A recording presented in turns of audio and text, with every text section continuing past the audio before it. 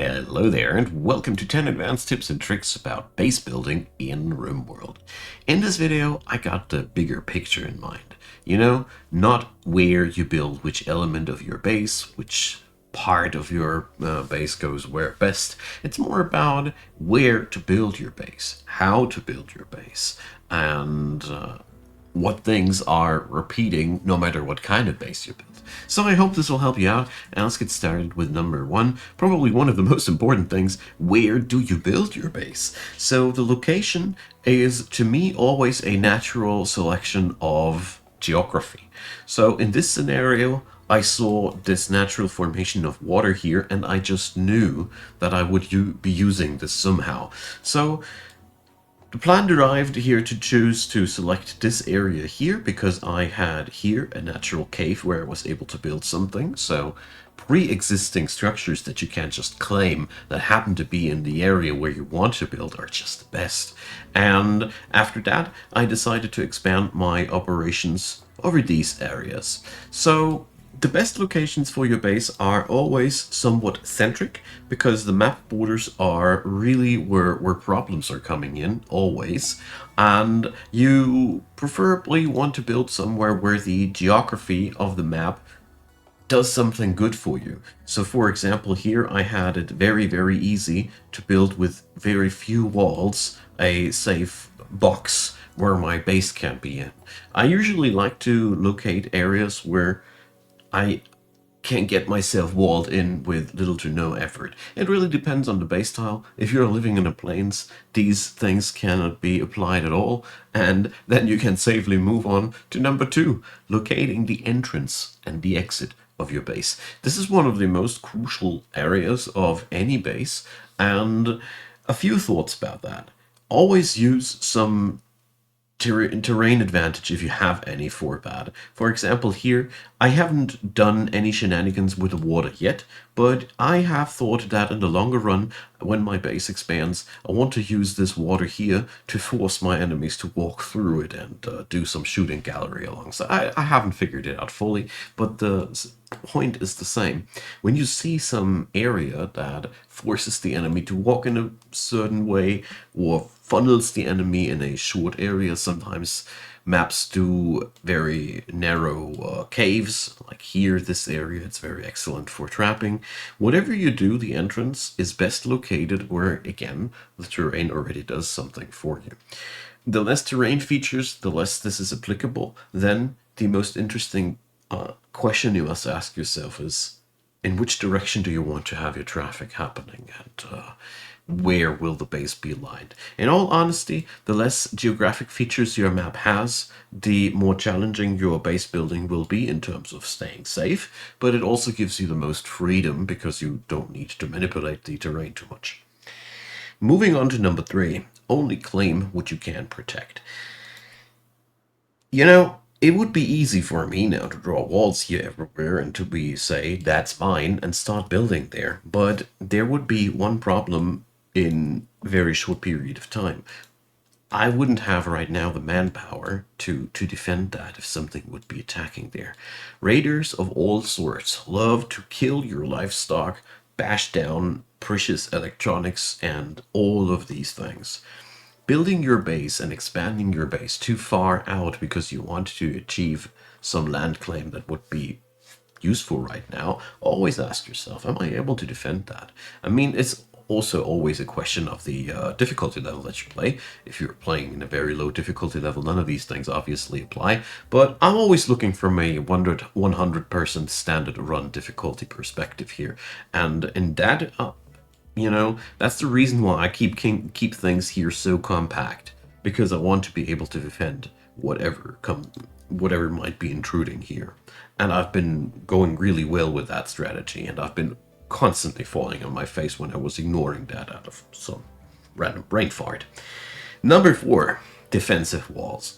So for me, defensive walls come in two flavors. Obviously, you want to use the stone that has the most HP. Most of the time that would be granite. Limestone serves well too, but you get the idea. There's two things that I like to do. For one, this is the double layering.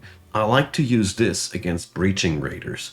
You know, these guys, they always come on in and start whacking your walls, and you have, with this kind of setup, the opportunity to just have a strike force here waiting to gun those idiots down when they come on in with their axes. You can, of course, combine that with the other variant, you know, not doing this castle style double layer wall, but just doubling the wall like this. Something like here. Obviously, you need to double the doors and then as well. This kind of construction allows you to soak up much more damage when it comes down to heavy combat. It also slows down the entrance of siege breach raiders a lot as well, and you can easily combine that. So, for example, a double layered one inner gives you all the time to just finish off the people inside of your walls. Whatever might be the case, put some thought into your defensive walls. Usually the enemy will spend a lot of time kicking and bashing against doors and walls, and I found these two things to be extremely easy to implement and highly effective. Number 5, segmentation of your base. So as you see here, I have here a little bit of a box, here I have a box, and when I will expand my base, I will do it again in boxes with doors and compartments in between. This is really so valuable in high-end combat. In mid and late game, you will love the fact that your base is built like that, because you can easily divide and conquer the enemy with that. You just catch a corner and run around that. The enemy is not allowed to open doors. They need to bash them in. This means you can't just lose the enemy around a corner and start attacking people that are currently cut off because they're busy bashing in another area. You can combine that with traps and turrets and whatnot, but I found these types of bases to be very, very resilient until the very end, because, you know, a fine tinkered kill box is one thing, but the storytellers love to put drop pod raiders and whatnot on your face.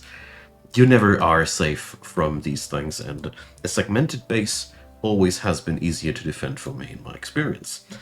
Number 6, consider locations for combats while building your base. So for example, I did this little thing here to create a choke point. I did place these two buildings this closely together with exactly that thought on my mind. That's also why we have these two spots here. If I would have been more min-maxy and would have wanted a different shape here, I could have even went as far as have these 3 fields here open. So 1 enemy, 3 people. Here we have 1 enemy, 2 people. Not too bad either, but you can optimize that. These little things end up in an organic looking base, like you see here, but also this is not the worst choke point either. It only blocks, it is not as good as a 1 grid, but I have a 1 grid over here. So think about, what if I would be attacked, and consider what you can do in terms of architecture to help yourself out if that might happen. Also, traps and corners. Enough said. It's so powerful against raiders. You can kite them into their doom. Serves so well in the divide and conquer gameplay. If you have the wood for them, they're so much worth it. Number 7. So this is something about the idea that your buildings should have a certain quality. Don't rush buildings. Give your buildings all they need. Give them a flooring, give them the extra furniture, give them electrics, give them vents. Wherever you want your people to work a lot at, a certain quality gets you somewhere. Nothing has made me lose more colonies than not bringing in the time to lay down the floors, and you know, all the things, all the corners you cut when it comes down to quality of life, recreation. You see there's little chairs everywhere, tables. My workbenches here still need some chairs. All these little things will keep your people on a good mood. Mood is one of those things that is like life elixir. Whatever you do, every little thing that induces a little bit of extra good mood to your people goes a long way in a catastrophe scenario. It might be the little thing that that saves you from a breakdown in a situation where you need it least. That's why you should always put some quality and some longevity in the buildings that you put. Don't haste and hurry. Just make sure the beauty rating is high. The beauty rating is that metric that indicates so much about the happiness about the people, of the people. So, number 8, keep your folks together where there is medicine close by, and don't scatter your colony all over the map. Nothing is worse than having 2 people sleep over here, 2 people sleep over here, 3 people sleep over here, and then you have a drop pod attack over here. You will be divided, you will be not together, and since my storage area is here, these folks here being attacked are also very far away from medical supplies. Altogether, it served me a lot by keeping this thought together. Keep your folks not scattered. Whatever you do, whatever you plan your base like, the more they are drawn out during their day-by-day routine, the more endangered they are. I mean, the bigger your base, the less you can avoid that, in all honesty. I mean, when you expand further, your people will get scattered more. You have then, but way more opportunities to protect yourself via turrets and power armor and such things. So this becomes less and less of a threat. But early on, one man hunting predator and 2 people being on the wrong end of the map, this can be already a really, really tragic story. Alright, so number 9, keep your base, keep some mobility in your base. So with that, I mean, things like these. As you see here, I've taken a lot of action into keeping little runways and doors everywhere to have the capability to enter and leave my base wherever I want to. Raiders can't differentiate a door from a wall until they see somebody passing through it. Then they realize it's a weak spot in the wall and start attacking it. But until then, this is not an entrance in the eyes of the raider. This is the entrance. Therefore, you can really do some magic with that. And if you notice that your people start going a long way around some corner repeatedly, consider digging a cave here, or putting a door in between. Doors are not really a risk, like I said, unless you show the raiders that they are around.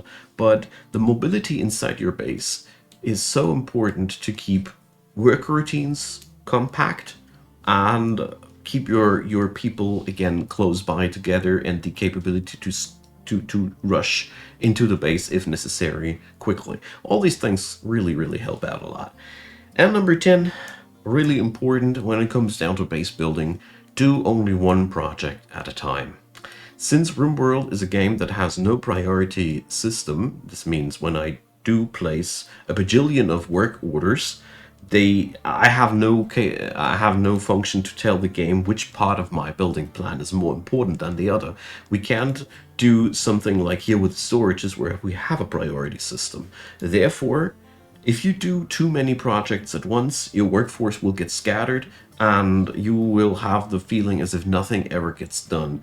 Therefore, one building at a time. If you're currently working at your outside wall defenses, finish these before starting a building. If you're currently working on your power supply, finish that before starting working on your recreation room. I know sometimes it's really boring and you just need to watch the screen while things get done, but if you really want to plan ahead, here's one little thing that you can do. You can set up the ghost of the whole thing and then go for this one and forbid it until you want to get this job done. If you are the kind of player who loves to plan ahead, you can do that via this method and then release this job by job.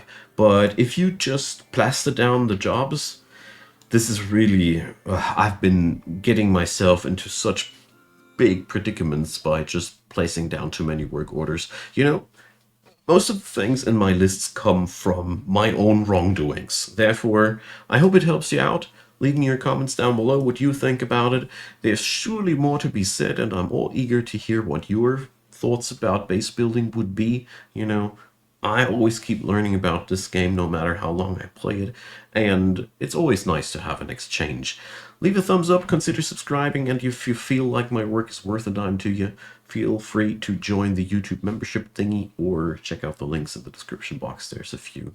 to support. Whatever you do, thanks if you do, and of course, thanks for taking your time on this video until the very end. I hope you have a great day, and see you soon.